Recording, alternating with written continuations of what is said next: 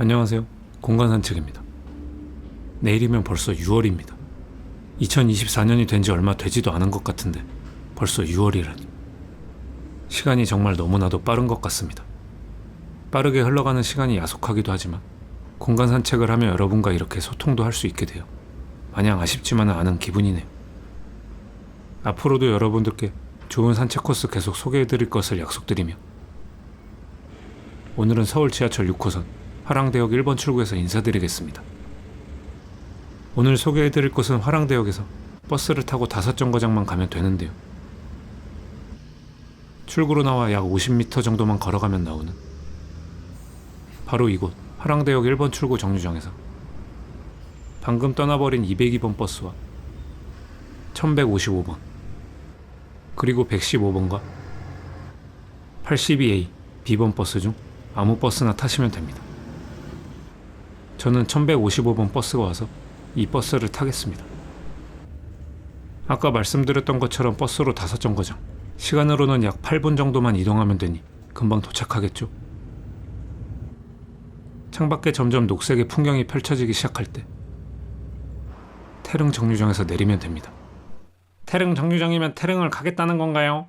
이거 너무 뻔한 거 아니에요? 이 꼴뚜기들이. 맞습니다. 오늘 저의 목적지는 바로 태릉입니다. 버스 정류장에서 내린 다음 오른쪽으로 꺾어 직진해서 가겠습니다. 그런데 태릉, 꼴뚜기들도 이미 다 알고 있는데 너무 뻔한 거 아니냐고요? 하지만 실망하기엔 아직 이릅니다. 왜냐하면 썸네일에서 보셨듯이 지금부터 딱 한 달만 개방되는 비밀의 숲길도 함께 소개해드리려고 하거든요. 그러니 궁금하신 분들은 영상 끝까지 시청 부탁드립니다. 바로 보이는 횡단보도를 건너서 왼쪽으로 가겠습니다. 그러면 앞쪽에 밤색으로 된 태릉 표지판이 보이는데요. 조금만 더 가면 서울 태릉과 강릉이라고 쓰여져 있는 표지판도 보실 수 있습니다. 태릉은 주차장도 구비되어 있는데요. 주차비는 무료이며 이용시간은 오전 8시 30분부터 오후 6시 30분까지입니다.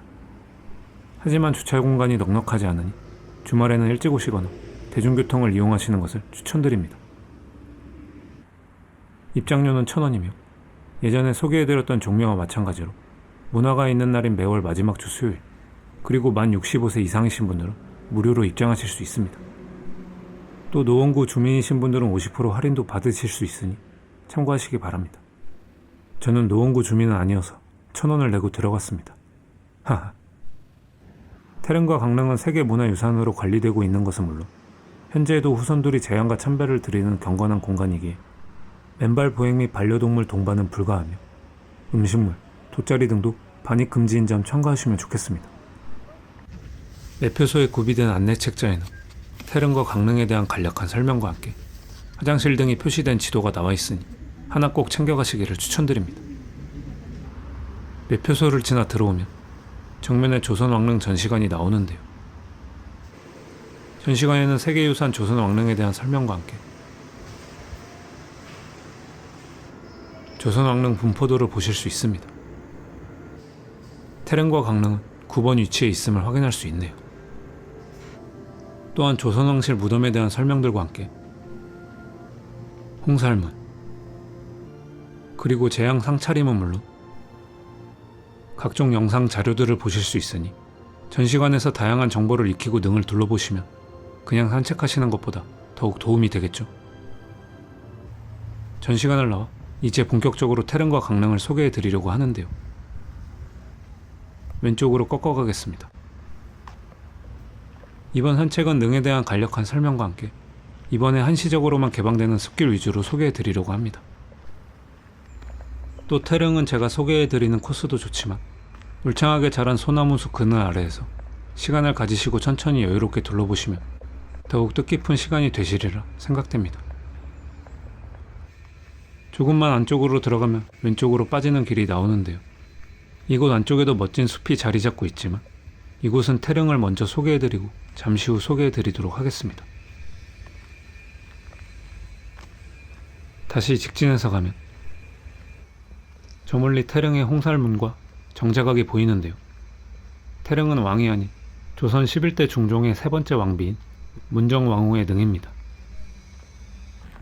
정자각으로 들어가는 길에는 재향시 향과 충문을 들고 가는 길인 향로와 재향을 드리러 온 왕이 걷는 길인 어로가 있는데요. 관람객은 이 어로를 통해 들어가시면 됩니다. 문정왕후는 중종의 두 번째 왕비인 장경왕후가 세상을 떠나자 1517년 왕비로 책봉이 되었는데요. 1545년 아들 명종이 12세의 나이로 인종의 들을 위해 왕위에 오르자 임금이 어린 나이로 즉위하였을 때 왕대비나 대왕대비가 이를 도와 정사를 돌보던 일인 수렴 청정을 하였습니다. 원래 문정왕후는 남편 중종의 능인 정릉을 현재의 서울 강남으로 옮기고 자신이 세상을 떠난 후 그 곁에 같이 묻히기를 원했으나 옮긴 정릉이 비가 오면 침수 피해를 입는 일이 잦아 문정왕후가 세상을 떠난 후 그곳에 능을 쓸 수 없어 현재의 자리에 능을 조성하고 태릉이라 하였다고 하네요. 정자각 뒤로는 태릉의 봉분을 보실 수 있습니다.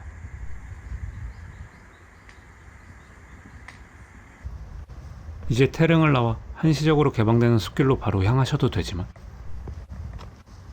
저는 그 전에 아까 말씀드린 멋진 숲을 잠시 들렸다 가려고 하는데요.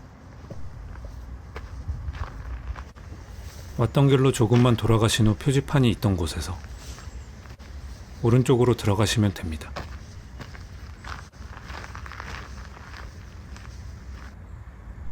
그럼 바로 이렇게 멋지게 자란 소나무 숲을 보실 수 있는데요. 세계문화유산인 조선왕릉답게 긴 세월을 지나왔지만 잘 관리된 모습이 보기 좋았습니다. 이렇게 멋지게 자란 소나무 밑에서 돗자리 깔고 도시락 먹으며 소풍을 즐기고도 싶지만 다들 기억하시죠? 세계문화유산인 태릉과 강릉에서는 오로지 물 외에는 취식이 되지 않는다는 점을요.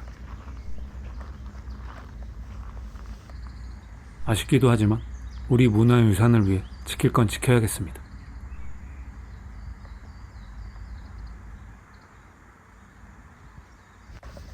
소나무 사이를 걷다 보면 보이는 작은 건물은 화장실이니 참고하시기 바라며 화장실을 바라보고 왼쪽으로 꺾어가겠습니다. 그러면 앞쪽에 울타리와 함께 작은 산책길이 나오는데요. 이곳은 태릉 좌측에 위치한 소나무 숲길입니다. 태릉의 소나무 숲길은 총 연장 340m로 평지에 자리하고 있어 걷기에 편한 곳은 물론 많은 사진작가들이 자주 찾는 곳이기도 한데요. 하늘을 찌를 듯 높게 뻗어있는 소나무들을 보며 한번 놀라고 서울에서 쉽게 볼 수 없는 규모로 또 한 번 놀라게 됩니다.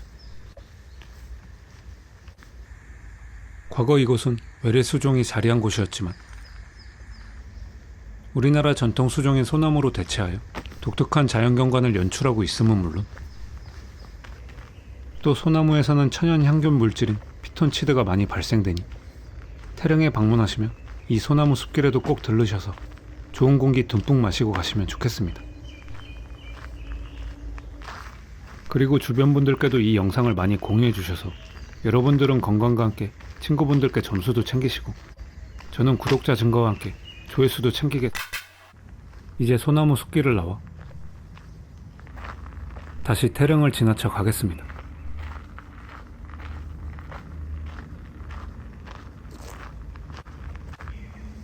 야자매트가 깔린 잘 정비된 길을 따라 걷다가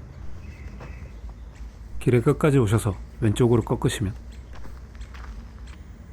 드디어 한시적으로만 개방되는 태릉과 강릉을 이어주는 숲길 안내도를 보실 수 있는데요. 그럼 이제 본격적으로 숲길을 산책해 보겠습니다. 태릉과 강릉을 이어주는 숲길의 개방 기간은 6월 30일까지이며 길이는 총 1.8km로 편도로 30분, 왕복으로 걸으실 경우 약 1시간 정도 소요되니 참고하시면 좋겠습니다. 또한 매주 월요일은 휴관이고 오전 9시부터 오후 5시까지만 개방된다는 점도 꼭 기억해주세요. 숲길에 들어선 지 얼마 되지 않은 것 같은데 앞서 보았던 능 주변과는 달리 태릉 숲의 향기를 더 진하게 느낄 수 있었는데요. 이제 곧 본격적인 더위가 찾아오는 6월이지만 잘 정비된 태릉 숲의 푸르른 녹음 속을 천천히 걸으시며 지쳤던 몸과 마음도 달랠 수 있는 시간이 되셨으면 좋겠습니다. 숲길 곳곳에는 이렇게 현재 위치를 알려주는 번호와 함께 비상연락처가 쓰여 있는데요. 안 좋은 일이 없는 것이 가장 좋겠지만 혹시라도 비상 상황을 대비하여 알아두시면 좋겠습니다. 여기서부터가 오늘의 산책 코스 중 가장 힘든 구간이 아닐까 싶은데요. 오늘은 계속 평지만 걷다가 오르막을 걷는지라 조금 더 힘들게 느껴질 수도 있지만 오르막 구간이 많이 길지 않고 또 그동안 저와 함께 산책을 하셨던 분들이시라면 크게 무리 없이 오르실 거라 생각합니다. 왼쪽에 경비초소가 보이면 이제 오르막도 끝인데요.